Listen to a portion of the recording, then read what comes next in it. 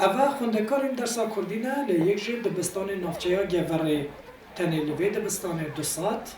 لگوره بگشتی نزیکی 500 خوندکارین درس کردی هنه. کمپین هلبجارتنا درس کردی جی دناف خوندکارین گوره ده کلا جانک درست کریه. گله خوشه از گله 8 درس کردید کم اما ارقداش همه گله 8 درس کردید کم درس ما گله باشه ما مستش گله 8 مات کرد اوش گله 8 ما مستاد کرد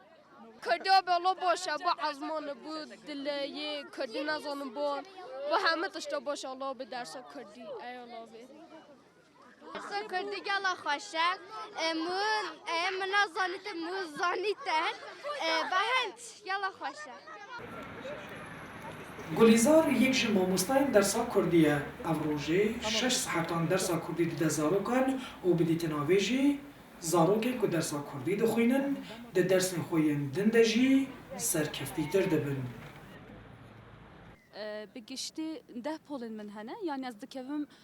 5 و 6 و 7 درس وان 180 200 نیز خونده کار من هنه و درس تل دگیرن وکی مگوتی 5 6 7 از دکوم درس وان درسا کردی اگر زمانه خوب بزنه به راستش درسین دیتوی باشتر فیل دبه با نمونه وقتی از پرسیارن یعنی آزمانی و که از ماموستا کردیم از جد دکم برسوا من زوزو دادن چونکه گلک باش فهم دکن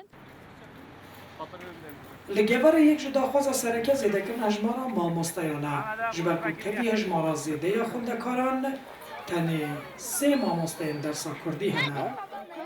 کرد سر بلندن لنافچه گوره یک جه دبستان کو هریزه ده درسا کردی لیت خواندن اف دبستانه کو تنه ده یک کوله ده 25 خوندکار هنه و خوندکار همج ماموستاین خو همج درسا کردی حزدکن. شوکت هرکی رودا گور